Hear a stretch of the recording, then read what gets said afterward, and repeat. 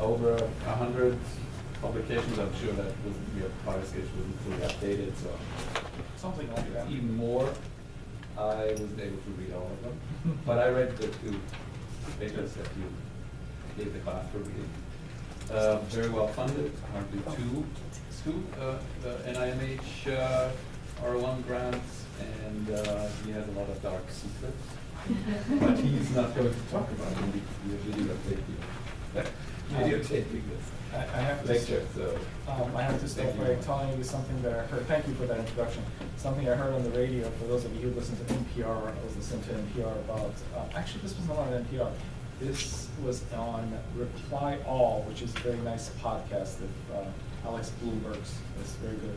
It's talking about the dark web and how people are stealing people's Uber accounts across the world, and then you get these things on your Uber that says, you know, you've been charged $25 for this ride in Cairo or someplace else. And then they immediately are deleting the Uber account. So when you then call Uber to complain, they go, we don't have any record of you ever existed. So things are getting very, that's why I don't talk about my darkest secrets. Things are getting much worse than you thought. Was that you listen to NPR? No, that's a secret. So yes, I do listen to NPR. So what I was going to do today, I really don't have anything planned. So I was going to give you about 30 years of research. Stop me anytime you want. We can talk about. For 30 years ago. For 30 years, yes. So we're going to go through the last 30 years very quickly. And a part of the reason that I think we have been somewhat successful grant-wise is because I think NIMH is really pushing this kind of research. They want people to be looking at mechanistic questions in terms of both psychopathology, why it is that somebody has a problem, but also more importantly treatment. And one of the reasons for that, I'm not going to talk too much about this in this talk, is that our treatments are getting kind of stale. I mean, we've been doing pretty much the same thing for about 20, 30 years, and they're good, and they're not bad, they actually work. But in terms of kind of going to the next generation of interventions, we really haven't been, having great luck. And one of the things that happened in the last 10, 15 years is people started doing things like combining some of our psychological interventions with some of the kind of pharmacological interventions, thinking that would kind of double the effect. You have this and this, you put it together, you get twice the result. And what you actually got a little bit worse than either one alone. So that was very discouraging. It's like, well, we're not really going forward. So NIMH actually disbanded their clinical trials program. So no more clinical trials. Nobody else can do clinical trials. Everybody's like running around, going, what the hell is going on? What should we do? And they said, instead, what you should do is mechanistic research. You should first identify a particular mechanism, make sure you understand in the laboratory, and then once you understand what the dose is and what the effect is on a particular target, that target could be schizophrenia, autism, anxiety, depression, substance abuse, you then design a study that kind of tells us this is how this target is moved in this particular disorder, as opposed to what we've been doing around, which is the other way around. We get people with a particular disorder, we start doing things to them to see what works. So we'll see how that works out. I have been kind of on this bandwagon. It might be a completely bad and wrong one, and if that's the case, we'll know about 10 years. Everything was completely wasted. Or it might be a good one, so we'll never know. So I'll talk a little bit about what we've been doing. And literally this started, I was actually counting here about 32 years ago. The first paper that came out that was talking about this thing. A lot of these paradigms that I'm going to talk about, hopefully most of you are familiar with, because these are things that we borrowed from cognitive psychologists, things like attention, memory, inhibition, disengagement, etc. And cognitive psychologists were using it for a long time. Clinical folks got interested in this stuff in the mid-'80s. So first paper that used the probe detection task, which is the one I talked about here, came out in 1986. And really in the 80s, we spent about 10 years trying to figure out, is there an emotional kind of relationship with emotional content and these type of cognitive paradigms? And the idea was that if you have this kind of information processing bias in anxiety, then you focus your attention, there's other mechanisms as well, but you focus your attention on things that are negative. The classic example we give is you have somebody that's kind of worried about spiders, they're kind of looking at the floor and all they're seeing, the little dots here are all full of spiders, and they get kind of more anxious, they look more, and they get more anxious, they get themselves in this kind of positive feedback loop. So what started then later on, kind of early 2000s, people said, well, given the fact that we kind of know that, can we actually try to experimentally manipulate these biases and as a result kind of reduce the anxiety symptoms? So I made a couple of claims that people who are anxious tend to kind of focus their attention. These are just basically 2 reviews from the early 2000s that people really stopped doing this kind of research, because after this, they're like, yeah, great, this happens, we know that. The first study was in 10 studies, all with people with generalized anxiety disorder. The second one was a review of 172 studies. That number is up to 250 now, so around that number. In thousands of patients that, yes, if you compare a group of people who have chronic anxiety with a group of people who don't have chronic anxiety, what you find is that the ones that have the problem with anxiety focus their attention faster on things that have to do with their disorder. And I'll tell you in a minute how we actually measure that, but that was the general finding across the different paradigms and different types of populations. So what we started doing, in about that same time, the early 2000s, was can you then kind of, because these were just group comparison studies, this group is different than this, can you actually start to try to manipulate some of these constructs like attention? We did it with attention, memory, interpretation, judgment, probably we did a lot of different ones. I'm really going to focus on one of them, which is this attention one, but we've done it in different domains. Can you actually try to manipulate this attention bias using experimental paradigms and then find an effect on the clinical construct? So again, not to toot our own horn, but this stuff that NIMH is talking about now, we were doing about 10, 15 years ago. The idea was to really identify the mechanism that's responsible for these things. And then the second one, which I'll show you one paper, I think that's the paper I sent you, is can you actually do this clinically? Because most of the studies we do, so we have 2 wings to the lab. One wing is very experimental. We do work with undergraduates, single session trials, try to figure out if something is possible. And then we apply it to patients in a long-term kind of repeated way to see if we can actually make some clinical impact on people. So the first one is how to actually measure these things. And again, all these things are borrowed from cognitive psychologists. There's this paradigm that Posner came out with called exogenous cueing task. The idea is that if you kind of focus people's attention on the fixation clause and then show them some things to look at, they focus their attention on top, bottom, center. They could be really looking anywhere they want. You then present them with something that replaces either the top or the bottom one. And if you were looking on the top one, it should take you actually less time to tell me what that letter is. So I tell you to really not to worry too much about the faces that are coming up. I just simply want you to tell me what the letter is. And sometimes the letter is an E and sometimes the letter F, and I measure how long it takes you to do that by pressing the mouse button. Typical reaction time of this kind of task is about 500–600 milliseconds, and people are somewhere between 98 to 99% accurate. And that's good because if somebody's not doing it, you can tell really very quickly they're 50% accurate. You're just going to throw their data away. Sometimes the probe is on top, so if you notice the top one was kind of a neutral, benign face, the person just sitting there. The bottom one is a little bit negative, so the idea here is that if you're anxious, especially if you're socially anxious, you tend to focus your attention on the bottom work, on the bottom face, and then when this comes up, you actually have to shift your attention towards the top. That should take you more time than if the probe showed up down here. So again, the task is very straightforward. So I just went over this very, very slow. You see this much faster. So in a typical study, it's something like this, right? So you don't really have too much time to think about these things. These are, like I said, usually within less than a second. And we do this over and over and over again. In this one study, we did about 160 trials like this. And we wanted to manipulate attention. So the way that you manipulate attention in this type of paradigm is that every time that the probe shows up, if you want to train attention away from negative, you always put the probe after the neutral face. If you don't want to train attention, you do it 50-50. So half the time is on top, half the time is on the bottom. So it's really their attention is not directed. Now again, a lot of these things are not things that we tell subjects. These are things that they're supposed to infer from the task. As a matter of fact, we don't give them any different instruction between the top and the bottom. Now, I told you that on the attention bias modification one, 80% of the trial probe falls after the neutral. The other 20% of trials, they're both neutral, so it really doesn't matter. Those are kind of like filler trials. But every time there's a threat picture on there, you're supposed to be looking at the opposite location, and that's what it's called attention bias modification. So in this study, we had about 100 undergraduates. 50 of them get randomly assigned to one condition, 50 get randomly assigned to the other, unbeknownst to them or the experimenter.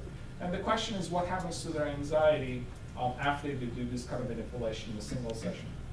So these are the procedures. They come in, they do some questionnaires, and then they get assigned randomly to one of these 2 conditions. We usually have some kind of a manipulation check of attention. In this study, we use this thing called the Posner exogenous cueing task, and I'll show you that in a minute as well. Then they do a anxiety test, which is the STI, and then they give a speech. and then we give them another study. The reason we give them the speech is because we want to see if this is having an effect on some real behavioral task, as opposed to simply telling us that they're not anxious anymore.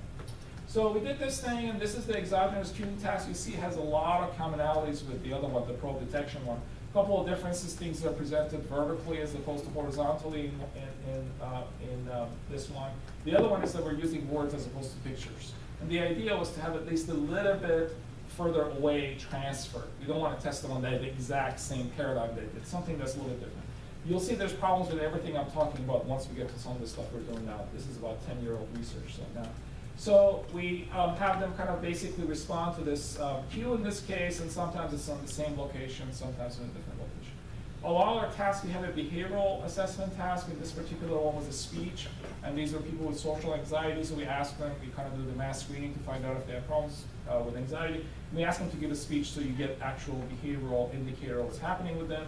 They were given a topic to talk about, could be abortion, could be seatbelt laws or whatever, and we tell them that this speech is going to be recorded and it's going to be rated by kind of judges to kind of enhance their kind of anxiety, and it's usually very effective.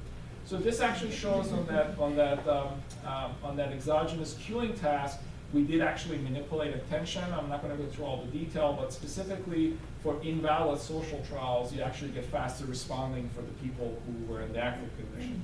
This is the anxiety rating, and you see really the training itself. That's between baseline and post-training. The training itself is not making an effect. So this is not an anxiolytic. It's not that the training manipulates your anxiety. The training that then sets you up such that when you give the speech, you experience less anxiety in response to the speech. And this is actually a pretty important distinction because a lot of people have things that reduce your anxiety. So if all of you guys are anxious, what I could do is I could give you relaxation exercises.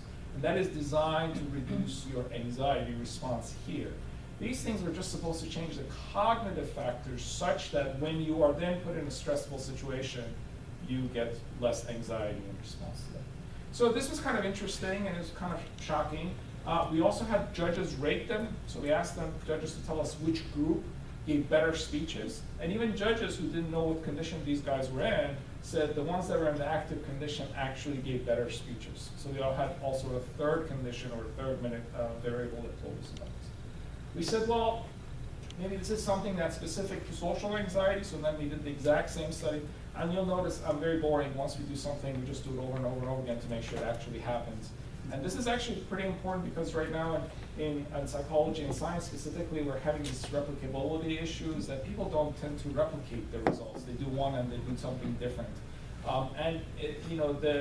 The thing that I always tell my students is that you can never, ever, ever conclude anything based on one study because there's so many reasons why something could be happening. But if something happens 10 or 20 times, you're like, okay, this is really boring, but probably is real, it's kind of happening. So we did the exact same study, very little difference. Couple of differences. People don't have problems with social anxiety here. They have problems with contamination fears, like OCD type features, like they don't like contamination, dirt, and things like that. And instead of pictures, we used words that was related to them. And then instead of giving a talk, they're going and touching a bathroom, dirty bathroom that we set up. Otherwise, everything is the same manipulation, same task, same everything else. And again, you see that people on the active actually approach their fears kind of more so than the other. You can also change emotions altogether. In this study, they actually tried to train a positive emotion. Can you actually manipulate people's attention towards positive, and as a result, kind of increase that emotion? It seems like it happens over here as well. And these are just some of the studies we've done. There's more to the idea is that this thing happens over and over again.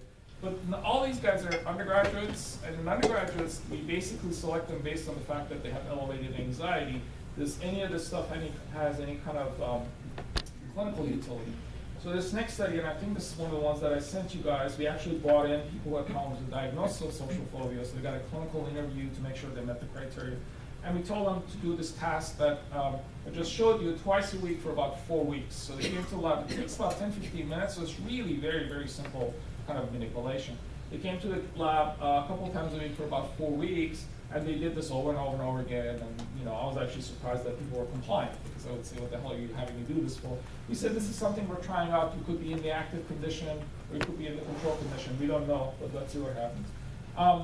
Again, everybody met diagnostic criteria for social phobia. And then we wanted to see if it actually works. I talked about all this stuff already. and then random assignments, and everybody was blind, so what you would have in a typical study. This is their response rate after 4 weeks, and what you see is that in the placebo group, you have somewhere between 10–15% response rate. So after that, about 10% of people said, I no longer meet criteria for social anxiety. In the active control, at the active group, it was about 40%. So that's not really great. I mean, you know, basically that means 60% of people still met the diagnostic criteria for social phobia. But it's not bad either. I mean, 40% lost their diagnosis with no medication and no therapy. So this I really didn't believe. So we sent this exact program to Florida State University to a colleague who again replicated the study exactly as is, same program, and he got a 70% response rate. So he actually did better than we do. And if you know anything about treatment outcome literature, it's exactly the opposite of what you predict. When people come up with a particular kind of treatment, when they give it to another lab, almost always it gets worse.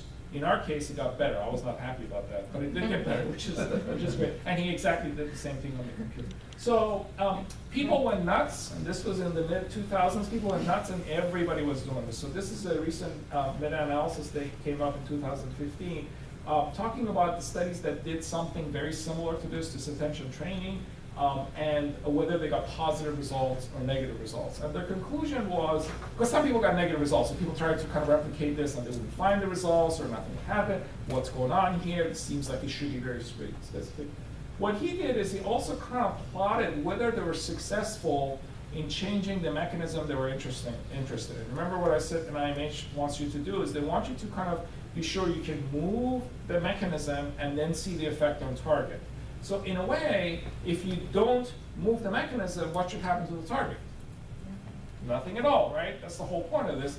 And what they found is exactly that. The studies that are able to move the target are also able to move the target. The studies that are not able to move the mechanism don't work. So that's actually even more kind of so this is the kind of study where failures are also very informative. Because if it doesn't work, you know why it didn't work, as opposed to the other. So these are studies that I think non-clinical cases, similar replication in clinical cases. So this, again, is in hundreds of people. And, you know, so the answer seems to be that, yeah, we're onto something, but it's also far from certain. So one is that you do have these studies where the mechanism is not moved. Why? Well, a lot of them were really close replications. So it wasn't like they were doing something crazily different. They were doing it on the internet. So people say, well, it doesn't work on the internet. Why would it not work on the internet? I mean, if it's, you know, it's a task. Well, people could be, so one study did it on an iPhone. The idea was, well, if you're in the, outside, you know, your attention is more distracted than when in the laboratory. I mean, I don't buy too much of that because I feel like if it's something that's that fragile, then it can't be that powerful. And if it's that powerful, then it should be that fragile. You can't have your cake and eat it too. So people started to try to figure out what are the mechanisms, what are the predictors, how do you know when the study works or not? Because it's clear that there's something there, but it's not so clear as to exactly who it works for or how it works for. So we tried to kind of become more specific in terms of the mechanisms that we manipulate. And I'll talk a little bit about some of the studies we did to try to kind of become much more idiographic and specific about these things. Like I said, basically the issue is very, very complicated because in some studies the bias changes, the symptoms don't change. In some studies symptoms change, bias doesn't change. So it's not so straightforward. And there was a very nice paper by Emelkamp in 2012 saying basically the idea is the emperor has no clothes. We have no idea what's going on here. Something is happening, but this is really not a good state for us to be in. There was a response by Clark and colleagues. I showed you some of the results in that meta-analysis, and Clark and those guys, what they talked about is the fact that you really need to be much better at measuring what the mechanisms are. There's problems with assessment, there's problems with interpretation of the data, and one solution is for us to have better methods of training. And if you think about training like riding a bike, training like learning how to type, it's very, very idiographic. We don't give the same thing to everyone. As a matter of fact, that's one of the definitions of a bad teacher, where they kind of say the same thing about regardless of who the audience is. So we want to have something that's much more idiographic. And there's a lot of different factors that could be involved. I already mentioned that internet versus lab delivery, but probably the most parsimonious explanation is that you need to figure out what the active dose is. And the good example of this is something like aspirin.